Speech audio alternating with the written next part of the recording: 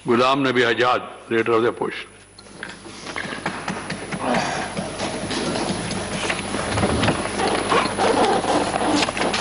माननीय chairman sir, आज मैं यहाँ खड़ा हुआ हूँ माननीय राष्ट्रपति जी का धन्यवाद करने के लिए कि उन्होंने दोनों सदनों के सदस्यों को संबोधित किया। सर, मैं अपनी बात सिर्फ दो मुद्दों पर रखूंगा, किसान और जम्मू कश्मीर।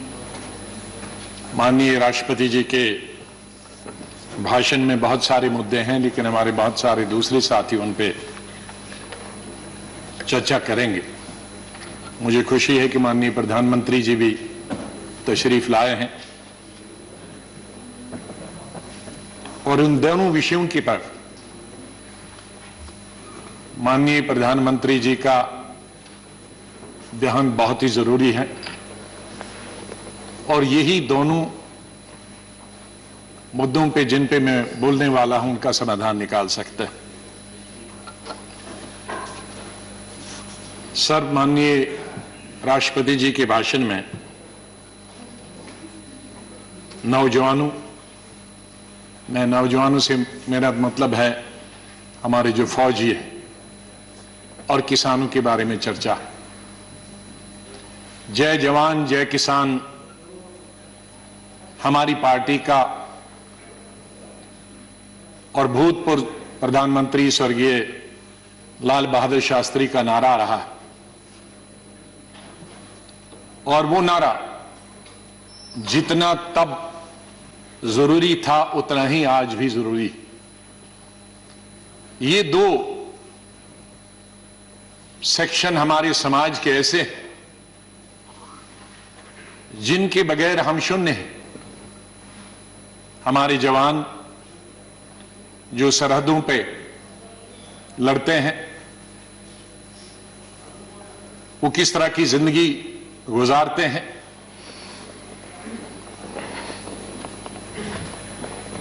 और कितनी ठंड में रहते हैं। शरद पवार जी जब 1991 में रक्षा मंत्री थे, मैं पार्लियामेंट्री अफेयर्स मिनिस्टर था, हम वहां चले गए थे कश्मीर में, कश्मीर की पहाड़ियों पे जहां 16,000 फुट की बुलंदी पे ग्लेशियर हमारे फौजी रहते हैं। छत बर्फ की, दीवारें बर्फ की, फर्श बर्फ का, और इस तरह इस दफा जितनी सर्दी पड़ी है शायद कभी इतिहास में नहीं हुई है। मुझे लगता है कि 50-60 डिग्री माइनस वहां टेम्परेचर होगा और उस ठंड में, उन ग्लेशियर्स में हमारे फौजी हमारे सीमाओं की रक्षा करते हैं। उसी रीजन में गलवान वैली में हमारे 20 नौजवान पिछले साल शहीद हुए, इसलिए मैं उन शहीदों को भी श्रद्धांजलि देता हूं और अपनी पार्टी की तरफ से पूरी हमदर्दी, पूरी सहानुभूति, पूरा सहयोग उन फौजियों को जो रेगिस्तानों में, गर्मी में और पहाड़ों में सर्दी में, इतनी गर्मी और सर्दी में रहते हैं, हम हमेशा उनके साथ रहें। सर, मैं उन 250 किसानों को भी जो शहीद हुए पिछले 2-2.5 महीनों में, अपनी मांगें सरकार से मनाने के लिए और ठंड में और कई कारणों से आंदोलन के बीच में ये मर गए, शहीद हो गए, मैं अपनी तरफ से भी उनको श्रद्धांजलि अर्पित करता हूं। सर, जो गतिरोध बना हुआ किसानों का और सरकार के बीच, ये पहली दफा नहीं हुआ। सैकड़ों सालों से किसान संघर्ष करता रहा है, अपने हक के लिए लड़ाई लड़ता रहा है। कभी फ्यूडलिज्म के खिलाफ ये लड़ रहे, जमींदारी के खिलाफ लड़ रहे और कभी सरकार के। मैं उल्लेख देना चाहता हूं कुछ महत्वपूर्ण उन एजिटेशंस जो आखिर में सरकार को अंग्रेजों के जमाने में झुकना पड़ा था। मैं कई दिन से पढ़ रहा था किसानों के आंदोलन के बारे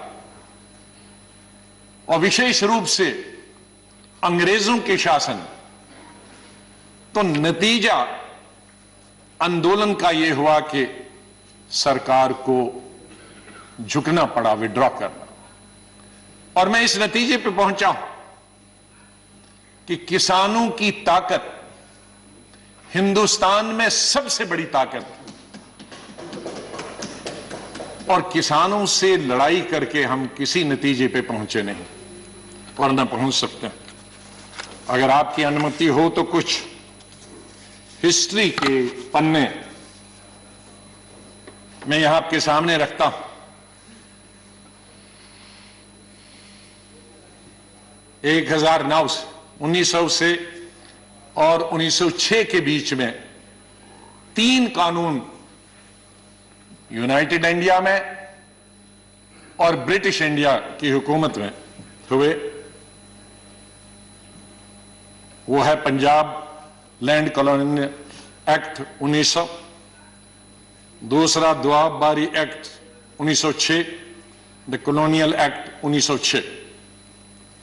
ये 3 कानून के खिलाफ, ये 3 कानूनों में क्या था? इसकी जमीन की मालिक ब्रिटिश सरकार होगी और मालिकाना हक से उनको वंचित रखा जाएगा। किसानों को उन्हें बिल्डिंग बनाने की, घर बनाने की और पेड़ काटने की अपनी जमीन पे कोई हक नहीं होगा।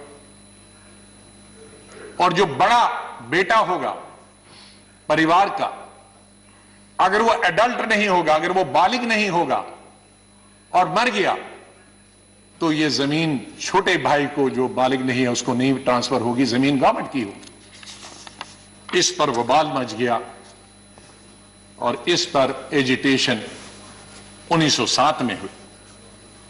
और इस एजिटेशन का संचालन कौन कर रहे थे?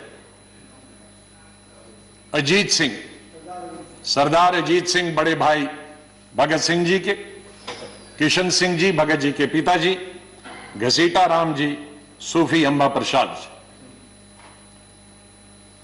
और प्रोटेस्ट पूरे पंजाब में हुए और उस वक्त बांकीलाल जो जंग के एडिटर थे, उन्होंने पगड़ी संभाल जट्टा पगड़ी संभाल वे का एक गीत बनाया जो उस वक्त का सबसे बड़ा मशहूर और क्रांतिकारी गीत बना। मैं उसमें से कुछ क्षण यहां आपको बताना चाहता हूं।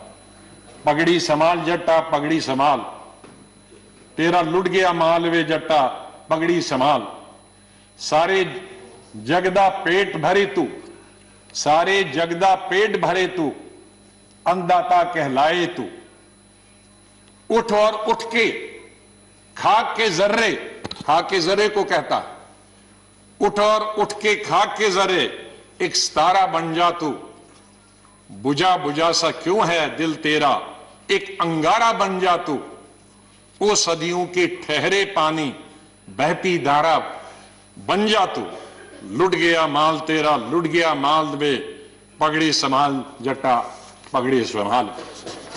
तो ये इस तरह से उस गीत ने एक नया जोश, एक नया वलवला, एक जगह नई जागृति उन किसानों में पैदा की। लाला लाजपत राय जी बीच में आए और उन्होंने भी अपना समर्थन दिया। गवर्नमेंट ने उस बिल में अमेंडमेंट का प्रस्ताव रखा, अमेंडमेंट की,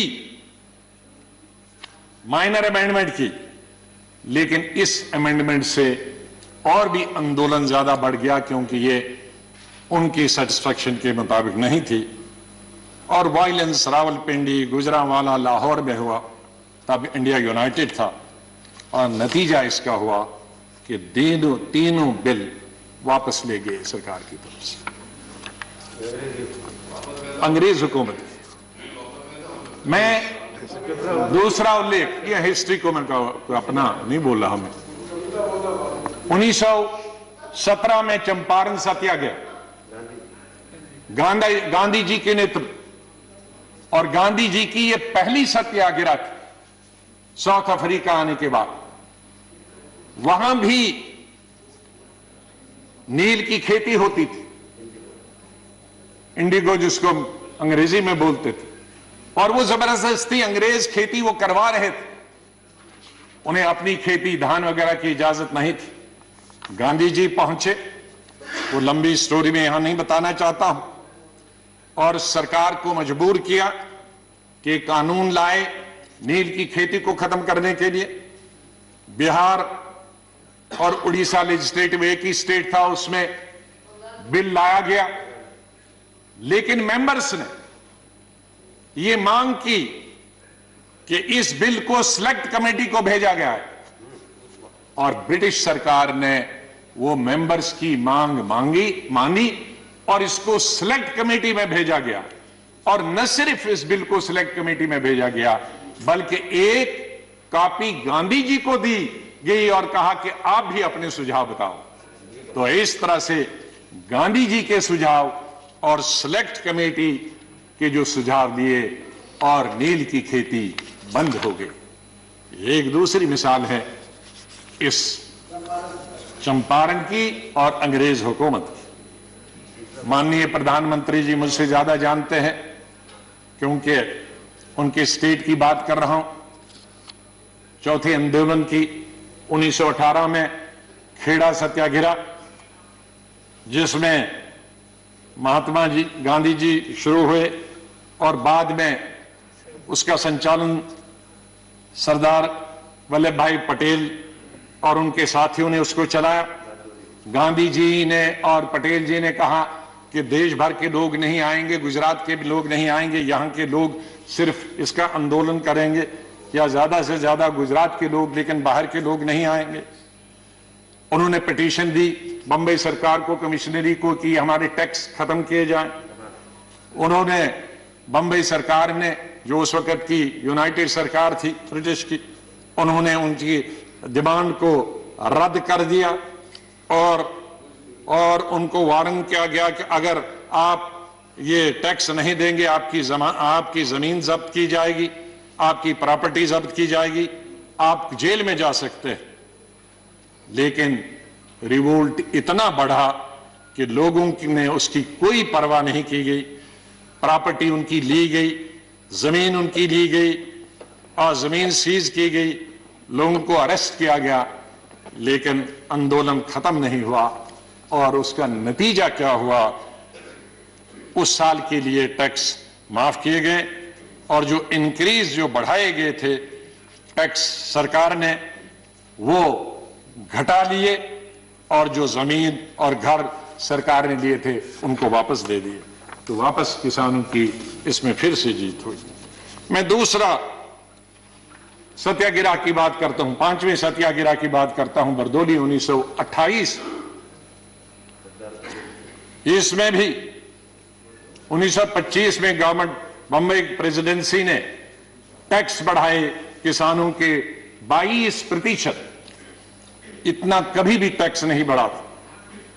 और सरदार वल्लभ भाई पटेल जी ने गवर्नर बंबई को लिखा टैक्स कम करने के लिए, लेकिन गवर्नर ने वो रिजेक्ट कर दिया। उसके बाद नॉन पेमेंट की वजह से लोगों को तंग किया गया, उनकी प्रॉपर्टी, उनके जान माल की हिफाजत करना मुश्किल हो गया था, और गवर्नमेंट ने ऑक्शन कर दी कई जमीनें और कई घर। लेकिन एक भी आदमी उस ऑक्शन के लिए नहीं आया। गवर्नमेंट ने तो ऑक्शन की, लेकिन ना जमीन लेने के लिए कोई आया, न घर लेने के लिए आया, न कैटल लेने के लिए आया।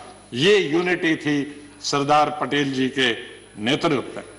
लेकिन रिजल्ट क्या हुआ कि 1928 में गुजरात में सबसे बड़ा सिविल ओबीडियंस हो गया सरदार पटेल जी के नेतृत्व में, और रिजल्ट ये हो गया कि गवर्नमेंट ने तमाम जमीनें वापस कर दी और जो 22% टैक्स लगा था, उसको लगान लगा था, उसको 6.03%, मतलब 6% किया 22% से।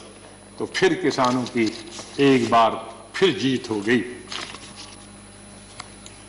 तेलंगाना 1940 से 1950, और यहां जमींदारों और एक गरीब वॉशर वुमन के बीच में, जमींदारों ने जिनके पास सारी जमीनें थे, उन्होंने हड़प की एक वॉशर वुमन की जमीन, लेकिन आंदोलन शुरू हुआ। इतना आंदोलन बढ़ा कि जो जमींदारों की अपनी जमीन भी थी वो भी लोगों ने वापस ले ली। ये इस तरह के आंदोलन हमारे इतिहास में हुए हैं और ताकत हमेशा वहां उनके सामने सर झुकाना पड़ा। मैं एक अभी हाल की 32-33 साल पुरानी की बात, जिसमें मैं पार्टी रहा डिसीजन, अक्टूबर 1988 में कांग्रेस पार्टी एक रैली करना चाहती थी बोट क्लब में। उन दिनों बोट क्लब में पब्लिक मीटिंग करने की इजाजत थी। राजीव गांधी जी प्रधानमंत्री थे, मैं संगठन का जनरल सेक्रेटरी था, कई राज्यों का, यूपी का इंचार्ज, पंजाब हरियाणा का इंचार्ज था और रैली का इंचार्ज था। हमने तकरीबन 5 लाख रैली पूरे देश की, बल्कि 10 लाख के लिए पूरी ट्रेनें लगाई थी पूरी देश भर से। मुझे सब्जेक्ट मालूम नहीं है क्यों की थी हमने, लेकिन रैली थी क्योंकि रैली का इंचार्ज था और रैली बोट क्लब में, पूरे देश से ट्रेनें आने वाली थी। और कई दिनों से टिकाइट जी का आंदोलन चल रहा था। किसान सर जो आज प्रेजेंट टिकाइट है, इनके पिताजी बुजुर्ग थे, हुक्का पीते रहते थे, और जहां भी रामगोपाल यादव जी को मालूम होगा, कई दिनों से उनका वहां यूपी में ही आंदोलन चल रहा था। लेकिन पेपरों में जब आया कि हमारी कांग्रेस की रैली हो रही है बोट क्लब में इस डेट को, और हम तैयारी कर रहे थे दूसरे दिन, अब ट्रेनें सुबह आनी थी और उसी दिन ये बहुत किसानों की रैली थी हमारी कांग्रेस पार्टी की।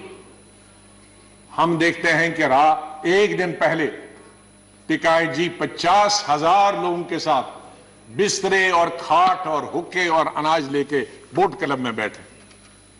अचानक हमें we were taken by surprise. अब एक दिन था बीच और सरकारी कर्मचारी आए, मैं प्रधानमंत्री जी के पास बैठा था, तो उन्होंने कहा कि निकाला जाए। हमने कहा किसानों के साथ लड़ाई नहीं करनी, हम अपना वेन्यू हटा देते। हमने अपना वेन्यू हटो लाल किले में हटा दिया, हमने उसको अनाउंस नहीं किया। हमने सुबह जहां ट्रेनें आनी थी, ट्रक आनी थी, वहां लोगों को, सैकड़ों लोगों को रखा और वहां कहा बोट क्लब में नहीं जाना है, लाल किले में जाना। इसलिए उनको पता नहीं लगा कि वो लाल किले में आ सकते हैं। तो हमने विड्रॉ किया, हमने लड़ाई नहीं लड़ी हमने उनको, वरना इविक्ट अगर करते तो कितने लोग जख्मी होते। नतीजा उसका हुआ कि 2 दिन के बाद टिकाइट जी ने, 3 दिन के बाद टिकाइट जी ने खुद विड्रॉ करके वो चले गए। ये मैं हाल की मिसाल बताना चाहता हूं। माननीय प्रधानमंत्री जी, ये किसान हमारे किसान, हमारे, जब मैं कहता हूं कांग्रेस के नहीं, आपके, हमारे, सब हिंदुस्तान के 130 करोड़ लोगों के अन्नदाता हमारे, इनके बगैर हम कुछ भी नहीं। जो कुछ भी आज हम हैं, इंसान को जिंदा रहने के लिए 3 वक्त की रोटी और 2 वक्त की रोटी तो कम से कम होनी चाहिए। ये रोटी आज न सिर्फ हमें 130 करोड़ लोगों को देते हैं, बल्कि दुनिया के देशों में जहां हम अनाज बेचते हैं सरकार के द्वारा और प्राइवेट तौर पे भी, ये उनके भी अंदाता। इनसे क्या लड़ाई लड़नी? हमें लड़ाई लड़ने के लिए और बहुत फ्रंट है। हमारे बॉर्डर पे जो दुश्मन खड़ा है, पाकिस्तान है, चीन है, हम मिलकर उनका लड़ाई करेंगे। हम आपके साथ, बिल्कुल बिल्कुल साथ है, पूरा देश साथ है, हमारी पार्टी साथ। चीन और पाकिस्तान अगर हमारी तरफ नजर उठाकर भी देखता है तो हम आपके साथ। लेकिन किसानों के लिए क्या है? ये बेचारा मुश्किल से पहले मुगलों के जमाने में, फिर अंग्रेजों के जमाने में, फिर लैंडलॉर्ड्स के जमाने में, फिर मनी लॉन्ड्रिंग करने वाले के, अब आपको मालूम है ये भरता जो हुई है या किसानों में सेल्फ सफिशिएंसी आई है, ये सिर्फ कांग्रेस के वक्त में आई है। उसमें मत जाइए। मैं अगर फिर गिनूंगा फिर बहुत 1 घंटा और लगेगा, मैं टाइम उसमें नहीं लेना। माननीय प्रधानमंत्री जी जानते हैं कितने हरित क्रांति कब आई, कैसे आई, ये ट्रैक्टर, ये फैक्ट्रियां, ये कहां से बनी, और ये प्रोजेक्ट्स कहां से बने, ये नहर कहां से बनी, ये डैम, भाखड़ा डैम से लेकर गुजरात से लेकर हिंदुस्तान के महाराष्ट्र से लेकर बिहार और यूपी तक ये डैम कहां से बनी, किसानों के बिजली के दाम, पानी निकालने के लिए उसमें कंसेशन किसने दी, मैं उसमें नहीं जाना चाहता हूं। उसमें हमें क्रेडिट नहीं है, सरकार का दायित्व। हम सरकार में थे तो हमने किया, आप सरकार में हैं प्रधानमंत्री जी, उसमें और कुछ कर रहे हैं। बधाई, पुरानी सरकार को भी बधाई, आपको भी बधाई। इसमें लड़ाई क्या है? ये जो हम अनाज बढ़ाने का प्रयास करते हैं तो ये तो अपने लिए करते हैं, अपने देश के लिए करते हैं, किसी पर हम एहसान नहीं रखते, तो उसमें विवाद में नहीं जाना। तो मैं माननीय प्रधानमंत्री जी से 2-3 निवेदन करूंगा। जैसे मैंने कहा कि किसानों के साथ हमें लड़ाई नहीं लड़नी।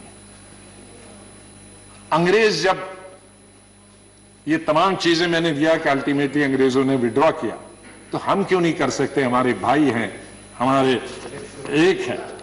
तो अगर सिलेक्ट कमेटी उस वक्त जाता, अगर स्टैंडिंग कमेटी ये जाता, तो शायद वो वक्त नहीं आता। तो मेरी सरकार से ये विनती है कि आप इन तीनों बिल को वापस ले ले। कुछ लोग गुम हो गए हैं, उनके बारे में माननीय प्रधानमंत्री जी से मैं निवेदन करूंगा कि कोई कमेटी बनाएं जो उनकी छानबीन करे, कहां गए हैं 26 जनवरी को। या मैं 26 जनवरी का उल्लेख किए बगैर नहीं रह सकता हूं। हम जितनी भी निंदा और जितनी भी निंदा की जा सकती है, हम और हमारी पार्टी उसकी निंदा करती है, पूरी विपक्ष निंदा करता कि जो भी लाल किले पे हुआ वो बिल्कुल नहीं होना चाहिए। वो लोकतंत्र के खिलाफ है, डेमोक्रेसी के खिलाफ है, लॉ एंड ऑर्डर की दुष्टि से भी खिलाफ।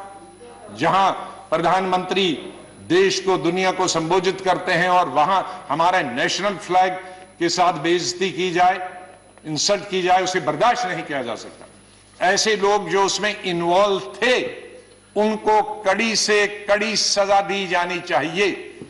लेकिन मैं साथ में यह भी कहना चाहता हूं कि जो निर्दोष जो किसान लीडर्स निर्दोष, उनके खिलाफ उनको इंप्लीकेट करने के, उनको फंसाने की बिल्कुल न कोशिश किया जाए, फिर उस पर दूसरा आंदोलन होगा। इसलिए जो मैं देखता हूं कि आज इतने अरेस्ट हुए, लेकिन उनमें असली जो लोग हैं 2-4 ही दिखते हैं, बाकी लीडरों को पकड़ा जाता। तो मेरी ये निवेदन है। और इसी से जुड़े हुए कुछ हमारे पत्रकारों को और एक मेंबर शशि तरूर जी को भी उनके देशद्रोही के केस बनाए गए हैं। एक इंसान जो फॉरेन मिनिस्टर रहा, फॉरेन मिनिस्टर ऑफ स्टेट रहा, भारत का नेतृत्व विश्व में करता, वो कैसे देशद्रोही हो सकता? ये वो अगर देशद्रोही है तो फिर तो हम सब देशद्रोही, फिर कौन नहीं देशद्रोही? कैसे हम एक मेंबर ऑफ पार्लियामेंट जो लोगों ने लोकसभा में चुन के आता, जो देश का नेतृत्व विदेश में करे, उसको हम देशद्रोही कहेंगे? मीडिया के कई एडिटर्स, बहुत बड़े बड़े नाम हैं जो देश की सेवा करते हैं, डेमोक्रेसी को जिंदा रखने में उनका सहयोग रहा, उन पर अगर देशद्रोही का केस चलाएंगे हम, तो मेरे ख्याल में ये लोकतंत्र के खिलाफ होगा और इस सरकार के खिलाफ होगा। माननीय प्रधानमंत्री जी बड़े दिल वाले हैं, तो ये छोटी छोटी लोग, छोटी छोटी चीजें कई आते हैं, रिकमेंड होती है, उनको नजरअंदाज कर देना चाहिए। और बड़े आपके सामने तो इतनी चैलेंजेस हैं, इकोनॉमिक चैलेंजेस हैं, इतने कोविड के बाद तो हमको शून्य से शुरू करना है। आपके पास इतने बड़े बड़े मसले हैं हल करने के लिए। ये सरकार और माननीय प्रधानमंत्री जी अगर उनकी तरफ ध्यान दे तो बहुत अच्छा है।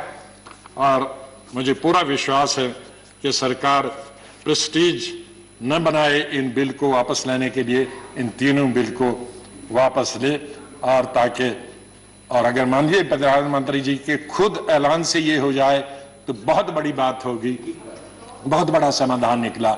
मैं निवेदन करूंगा माननीय प्रधानमंत्री। दूसरा इशू जहां है माननीय प्रधानमंत्री जी, माननीय चेयरमैन साहब, वो है कश्मीर के बारे में। 5 अगस्त 2019 को आर्टिकल 370 खत्म हुआ।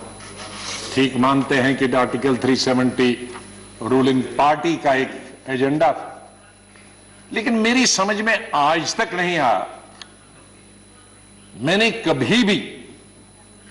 मैंने दर्जनों बल्कि सैकड़ों स्पीचेस जब मैं 4वीं 5वीं क्लास से था तब से अटल बिहारी वाजपेयी जी के सुने हैं। जब भी वो जम्मू आते थे और भाषण करते थे, साल में 1-2 दफा आते थे, और यहां पार्लियामेंट तक, इस सदन में उस सदन, एज मिनिस्टर, एज एमपी, उनके एज प्रधानमंत्री, सैकड़ों भाषण सुने। मैंने एक बार भी माननीय अटल बिहारी वाजपेयी जी या उस वक्त के होम मिनिस्टर या गृह मंत्री या बीजेपी का एक लीडर, एक एमपी नहीं सुना हूं 5 अगस्त 2019 तक जिसने किसी सभा में या किसी जगह यह डिमांड की हो या किसी मैनिफेस्टो में यह डिमांड की हो कि स्टेट के 2 हिस्से और यूटी बनाई जाए। सर, मैं अंडरस्टैंड कर सकता हूं और उसमें मैं समर्थन करता। ले डिस्ट्रिक्ट, कारगिल डिस्ट्रिक्ट नहीं, ले डिस्ट्रिक्ट, लद्दाख में 2 डिस्ट्रिक्ट हैं, कारगिल और ले, सिर्फ एक ले डिस्ट्रिक्ट यूनियन टेरिटरी मांगती थी।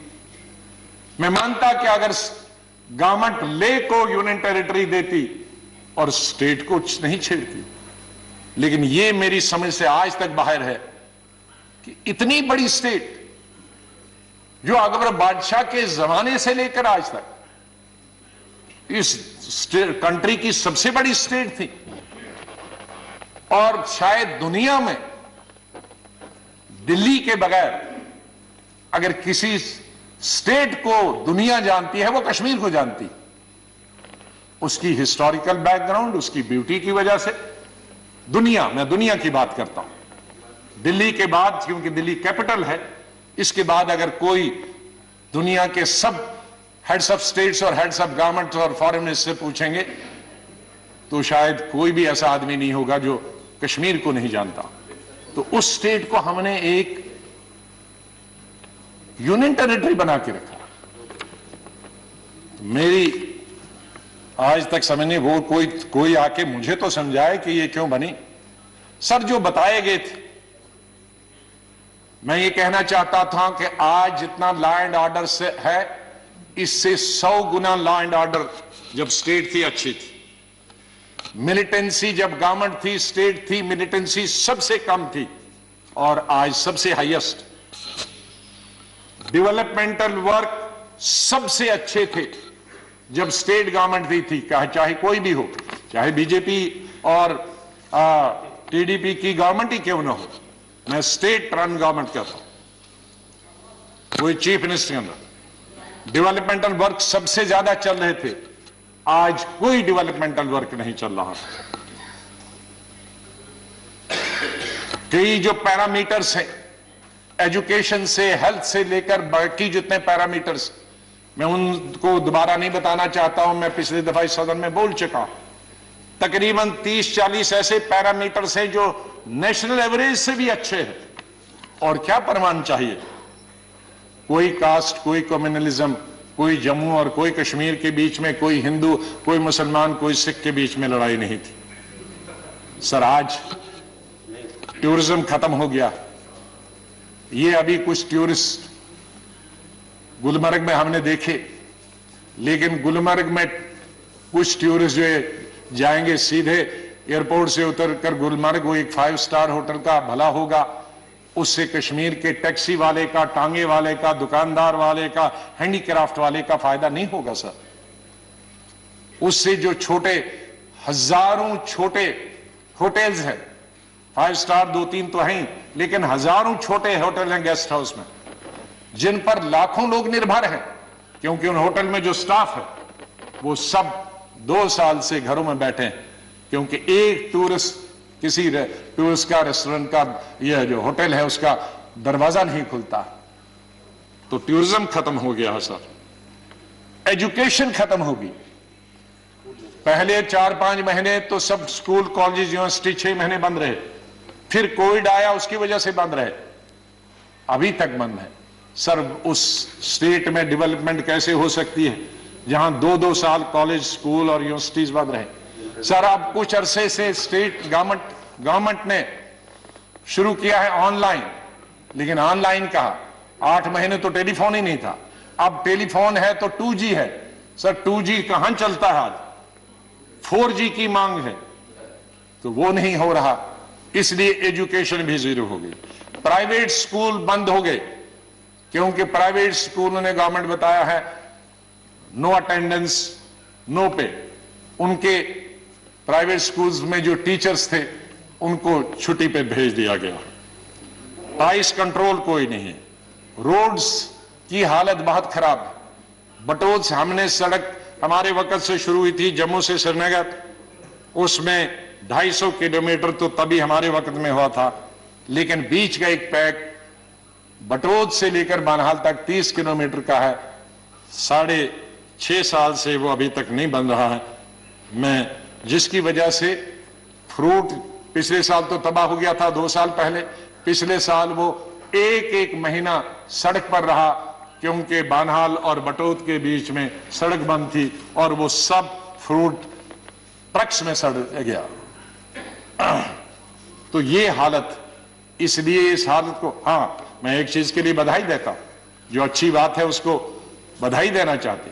आपने डीडीसी के इलेक्शन किए थे, ये हमारी बहुत पुरानी मांग थी कि पंचायत राज सिस्टम जो राजीव जी ने शुरू किया था वो जम्मू कश्मीर में लागू होना चाहिए। जब मैं स्वास्थ्य मंत्री था तो हमने अपनी पार्टी में रेजोल्यूशन मूव करने के लिए, मैं यहां से चला गया अपनी पार्टी में रेजोल्यूशन मूव करने के लिए कि इसको लागू होना चाहिए, लेकिन कुछ कारणों से कोalition गवर्नमेंट्स में कई मजबूरियां आती हैं। तो ये बहुत अच्छा कदम हुआ है बीडीसी का और डीडीसी का, उसके लिए मैं सरकार को बहुत बधाई देना चाहता हूं। जो अच्छी बात है उसकी अच्छी है, लेकिन बाकी माननीय प्रधानमंत्री जी कुछ नहीं है, कुछ दिखाई नहीं। इसलिए मेरा सरकार से, माननीय प्रधानमंत्री जी से निवेदन है कि अगर उस स्टेट को डेवलप होना, और मैं कई बार कह चुका हूं, शायद माननीय प्रधानमंत्री जी जब पहले 2015 में याद होगा कि नॉर्थ ईस्ट और जम्मू कश्मीर हमारे लिए बहुत जरूरी है। हम नॉर्थ ईस्ट और जम्मू कश्मीर में कोई भी ऐसा कदम न लें जिसकी वजह से जम्मू कश्मीर, लद्दाख मिलाकर और नॉर्थ ईस्ट के लोग नाराज हो जाए। ये बॉर्डर स्टेट्स, हमको जो पंजाब, हमको इंदिरा गांधी ने यही सिखाया। मैं बहुत छोटी उम्र में उनके साथ मंत्री बना था। उन्होंने यही सिखाया कि हम कई फ्रंट्स पे नहीं लड़ सकते। हम पाकिस्तान पे भी लड़े, हम चीन से भी लड़े, और फिर जो बॉर्डर पे फौज का काम करते हैं, नहीं, उसकी बात में अभी किसान वाली बात खत्म हो गई, मैं जम्मू कश्मीर की बात करता हूं कि वहां हम लद्दाख के लोग भी नाराज हो जाएं। आप कहेंगे उनको यूटी मिली, खुश हो गए। नहीं, लद्दाख के लोग ना खुश नहीं हैं, क्योंकि 35A में उनकी जमीन कोई भी खरीद सकता है। नौकरी पहले जब था ये आर्टिकल 370, कोई बाहर वाला नौकरी नहीं कर सकता है। आज कोई भी बाहर वाला वहां क्लर्क भी जा सकता है, पियोन भी जा सकता है, तो इसलिए वो भी नाराज है। जब आप कहेंगे जम्मू वाले खुश हैं, जम्मू वाले भी खुश नहीं हैं, क्योंकि लैंड सबसे अगर कोई खरीदेगा बाहर वाला तो जम्मू में खरीदेगा, क्योंकि पंजाब और जम्मू पास में है। कश्मीर में शायद खरीदेगा या नहीं खरीदेगा। इसी तरह से जम्मू में क्यों 2 दफा, एक दफा तो कोर्ट की 100 पोस्ट के लिए, क्लर्कल पोस्ट के लिए जगह निकली थी, ऑल इंडिया निकला एडवर्टीजमेंट, लेकिन 15 दिन में हाई कोर्ट को भी विड्रॉ करना पड़ा, क्योंकि आंदोलन हुआ जम्मू में। क्या अगर क्लर्क के लिए भी पूरा यूपी और बिहार से या तमिलनाडु कहीं से भी आएगा तो हमारा क्लर्क कहां से आएगा? विड्रॉ करना पड़ा। एक डिग्री कॉलेज के लिए फिर इसी तरह के छोटे लेवल के इंटरव्यूज निकले थे, नेशनल लेवल के, फिर विड्रॉ करना पड़ा। तो कहां है जम्मू भी नाराज? जम्मू का ट्रांसपोर्टर कहां नाराज खुश है? जम्मू का ट्रांसपोर्टर खुश नहीं है, जम्मू का दुकानदार खुश नहीं है, जम्मू का अनएम्प्लॉयड खुश नहीं है। तो कश्मीर, जम्मू और लद्दाख, माननीय प्रधानमंत्री जी, कोई भी खुश नहीं है, क्योंकि आर्टिकल 37 में 2-3 प्रोविजंस थे जिसकी वजह से जमीन कोई बाहर नहीं खरीद सकता। और ये पहली जगह नहीं है, हिमाचल में कोई नहीं खरीद सकता है, उत्तराखंड कोई नहीं खरीद सकता, नॉर्थ ईस्ट में नहीं कोई खरीद सकता, हमारे SC ST की जमीन कोई पूरे देश भर नहीं खरीद सकता। तो ये कोई अनुभूत चीज नहीं थी कि जम्मू कश्मीर ने ही खा लिया सब कुछ, ऐसा तो पूरे हिंदुस्तान में है। तो मेरी आपसे निवेदन करना है कि अगर जम्मू कश्मीर को प्रोग्रेस करना है और अगर बॉर्डर्स पे हमने अपने दुश्मनों से लड़ाई लड़नी है, तो हमने अपने लोगों को कॉन्फिडेंस में रहना है और उनको प्यार देना है, प्रेम देना है, मोहब्बत से इकट्ठे रखना है। तो आपसे मेरा निवेदन होगा कि बिल इस सदन में लाएं और स्टेटहुड को आप वापस रेस्टोर करें और स्टेटहुड देकर जम्मू कश्मीर में विधानसभा के इलेक्शन हो जाएं। इन्हीं शब्दों के साथ मैं राष्ट्रपति जी का धन्यवाद करता हूं अपनी पार्टी की तरफ से कि उन्होंने दोनों हाउसेस को संबोधित किया। बहुत बहुत धन्यवाद। देश दुनिया ਦੀਆਂ ਤਾਜ਼ਾ ਖਬਰਾਂ ਦੇ ਲਈ ਹੁਣੇ ਪਲੇ ਸਟੋਰ ਤੋਂ ਡਾਊਨਲੋਡ ਕਰੋ ਪੰਜਾਬ ਦੀ ਆਵਾਜ਼ ਅਜੀਤ ਨਿਊਜ਼ ਐਪ। ਹੁਣ ਤੁਹਾਡਾ ਆਪਣਾ ਅਜੀਤ ਹਰ ਸੋਸ਼ਲ ਮੀਡੀਆ ਪਲੇਟਫਾਰਮ ਦੇ ਉੱਤੇ ਉਪਲਬਧ ਹੈ। ਫੇਸਬੁੱਕ ਦੇ ਉੱਤੇ ਹੁਣੇ ਲਾਈਕ ਤੇ ਫੋਲੋ ਕਰੋ ਅਜੀਤ ਦਾ ਅਫੀਸ਼ੀਅਲ ਪੇਜ ਡੇਲੀ ਅਜੀਤ ਤੇ ਹਾਂ ਨਾਲ ਹੀ ਦੋਸਤਾਂ ਨੂੰ ਪੇਜ ਲਾਈਕ ਕਰਨ ਦੇ ਲਈ ਇਨਵਾਈਟ ਕਰਨਾ ਨਾ ਭੁੱਲਣਾ। ਇੰਨਾ ਹੀ ਨਹੀਂ, ਹਿੰਦੀ ਦੇ ਵਿੱਚ ਖਬਰਾਂ ਵਾਸਤੇ ਲਾਈਕ ਤੇ ਫੋਲੋ ਕਰੋ ਸਾਡਾ ਫੇਸਬੁੱਕ ਪੇਜ ਅਜੀਤ ਸਮਾਚਾਰ ਹਿੰਦੀ। YouTube ਦੇ ਉੱਤੇ ਵੀਡੀਓ ਖਬਰਾਂ ਦੇਖਣ ਦੇ ਲਈ ਹੁਣੇ ਸਬਸਕ੍ਰਾਈਬ ਕਰੋ ਅਜੀਤ ਦਾ official YouTube channel Ajit web TV। ਤੁਹਾਡਾ ਆਪਣਾ ਅਜੀਤ ਹੁਣ ਟਵਿੱਟਰ ਤੇ ਇੰਸਟਾਗ੍ਰਾਮ ਦੇ ਉੱਤੇ ਵੀ ਉਪਲਬਧ ਹੈ। ਟਵਿੱਟਰ ਦੇ ਉੱਤੇ ਖਬਰਾਂ ਦੇ ਲਈ ਫੋਲੋ ਕਰੋ ਡੇਲੀ ਅਜੀਤ ਤੇ ਇੰਸਟਾਗ੍ਰਾਮ ਦੇ ਉੱਤੇ ਖਬਰਾਂ ਦੇ ਨਾਲ ਵੀਡੀਓ ਦੇਖਣ ਦੇ ਲਈ ਫੋਲੋ ਕਰੋ ਬਲੂ ਟਿਕ ਵਾਲਾ ਸਾਡਾ ਅਫੀਸ਼ੀਅਲ ਚੈਨਲ ਡੇਲੀ ਅਜੀਤ। ਇੰਨਾ ਹੀ ਨਹੀਂ, ਅਜੀਤ ਦੇ ਵੀਡੀਓ ਹੁਣ ਤੁਸੀਂ Apple TV ਦੇ ਉੱਤੇ ਵੀ ਵੇਖ ਸਕਦੇ ਹੋ ਤੇ ਨਾਲ ਹੀ ਅਜੀਤ ਅਖਬਾਰ ਦਾ ਡਿਜੀਟਲ ਐਡੀਸ਼ਨ ਪੜ੍ਹਨ ਦੇ ਲਈ ਡਾਊਨਲੋਡ ਕਰੋ ਅਜੀਤ ਈ-ਪੇਪਰ ਐਪ। ਤੁਹਾਡਾ ਆਪਣਾ ਭਰੋਸੇਯੋਗ ਚੈਨਲ, ਤੁਹਾਡੀ ਆਪਣੀ ਆਵਾਜ਼, ਪੰਜਾਬ ਦੀ ਆਵਾਜ਼ ਅਜੀਤ।